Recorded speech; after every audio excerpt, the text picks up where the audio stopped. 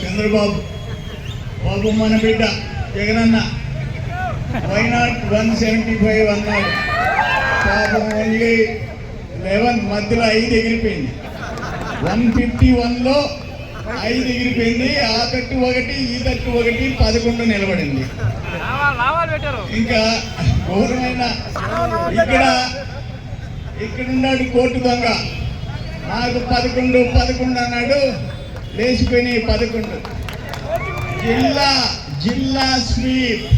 ఇంకో మాట చెప్పేదా, పోయినసారి 2019లో 10 సీట్లలో వాళ్ళకి 2,80,000 వస్తే మనకి 10 సీట్లు వచ్చి 2,80,000 చిల్లర వచ్చింది.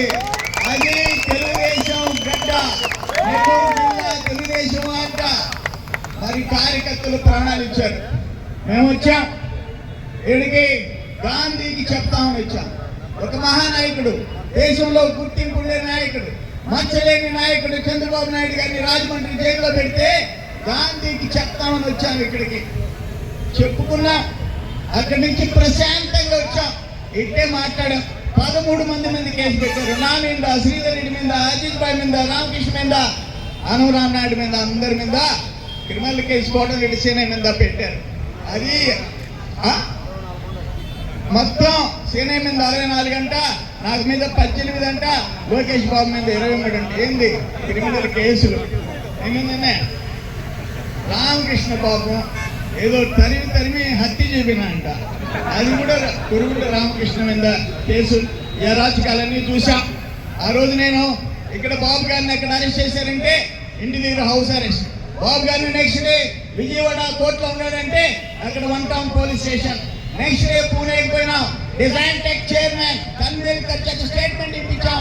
అదిరిపోయింది. వాళ్ళకి పీఠం కదిలిపోయింది. అక్కడి నుంచి రాజమండ్రికి పోయినాం.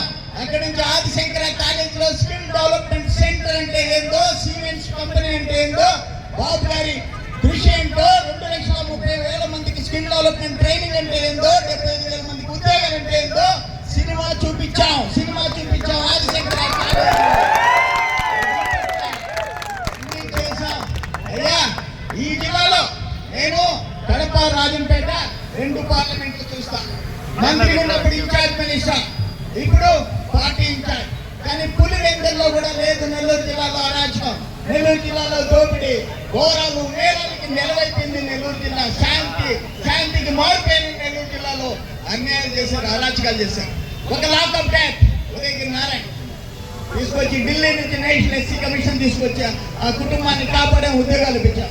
ఒక కరీంనగర్ 4 పేజీలో రాశాడు. ఆ కాపుల ఎమ్మెల్యే ముందు రాశాడు ఆత్మహత్య. తీసుకొచ్చి ఎస్సీ కమిషన్ చేత ఆయన భార్యకు ఉద్యోగాలు ఇప్పించి ఆ కుటుంబాన్ని కాపాడాడు. ఆ మర్రిపాడు ఒక సబ్ ఇన్స్పెక్టర్ 2 బీసీలు కొట్టి చంపితే అర్ధరాత్రికి సస్పెండ్ చేసిన దాకా నిద్రపోలే. నేను అర్ధరాత్రికైనా సస్పెండ్ చేయించా. ఇటువంటి ఎన్నో. ఒక Genco 2,400 super critical thermal power station దాన్ని చేతిలో పెడితే లాగి వెనక్కి తీసి మళ్ళీ జెన్కో చేతిలో పెట్టి